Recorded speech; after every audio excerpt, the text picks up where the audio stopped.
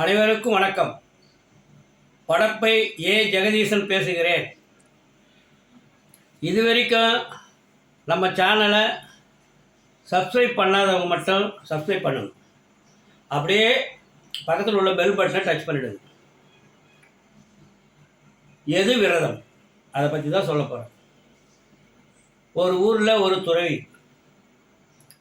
அந்த துறவி நிறைய விரதங்கள்லாம் இருப்பார். கடமை தவறாதவர்.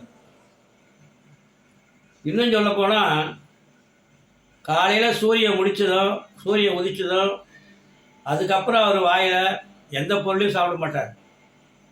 ஏன், பச்சை தண்ணி கூட குடிக்க மாட்டார். அப்படிப்பட்ட விரதம் இருக்கக்கூடியவர். இதை பார்த்த கடவுளுக்கு அவருக்கே வியப்பாகி போச்சு. இப்படிப்பட்ட ஒரு நபரா இந்த அளவுக்கு நேர்மையாக இருக்கிறாரு, இவருக்கு நாம் ஏதாவது செய்யணும், அவர் ஞாபகத்துமா அப்படின்னு ஒரு முடிவு பண்ணி ஆகாயத்தில் ஒரு விண்மீன் பிரகாசமாக எரியுது. பகலில் கூட நல்லா எரியும். அதை ஏற்பாடு பண்ணுறார். இந்த துறவி ஒரு நாள் பக்கத்தில் இருக்கிற மலை உச்சிக்கு போகிறதுக்கு முடிவு பண்ணுறான். அதுக்காக கிளம்புறான். கிளம்பி வரும்போது பக்கத்தில் இருந்த ஒரு சின்ன பையன், தாத்தா எங்கே போகிறான்னா, பக்கத்தில் இருக்கிற மலை உச்சிக்கு போகிறேன்டான்னு. அப்போ நானும் வரேன்னா, உன்னால் ஏற முடியாது, நீ குழந்தை பையன், வேண்டாம் இங்கேயே இரு. அந்த குழந்தை அடம் பிடிக்குது, நான் வந்து தான் தீருவேன். எவ்வளோ சொல்லி பார்க்குறாரு, கேட்க மாட்டேது. சரி வேறு வழி இல்லை, வான்னுட்டுக்கிறாரு. 2 பேரும் மலை ஏறி போயிட்டுக்கிறாங்க. கொஞ்சம் தூரம் போனதும் அந்த குழந்தைக்கு தண்ணி தாக எடுக்குது. தாத்தா தண்ணி வேணும். குழந்தை எடுத்துன்னு வரதுனால தண்ணி எடுத்துன்னு வந்துக்கிறார். உடனே தண்ணி ஊற்றி கொடுக்குறாரு. இந்த பையன் என்ன சொல்கிறான், தாத்தா என்னோட வயசில் பெரியவர், நீயும் தானே எனக்கு கூட நடந்து வந்த, முதல்ல நீ குடிக்கிறான். தம்பி நான் குடிக்க மாட்டேன், சூரியன் உதயமானதுக்கப்புறம் நான் எதுவும் சாப்பிட மாட்டேன், நான் விரதத்தில் இருக்கிறேன், நீ சாப்பிடு, எனக்கு வேணான்னு.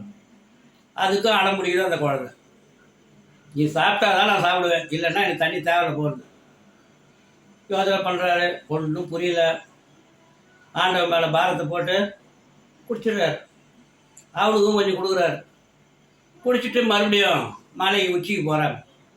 இவர் இந்த தப்பு பண்ணதுனால வானத்தை நிமிர்ந்து பார்க்கல, முடிஞ்சே போகிறார் மலை உச்சிக்கு. மலை உச்சி போனதும் அங்கே ஒரு மரம்.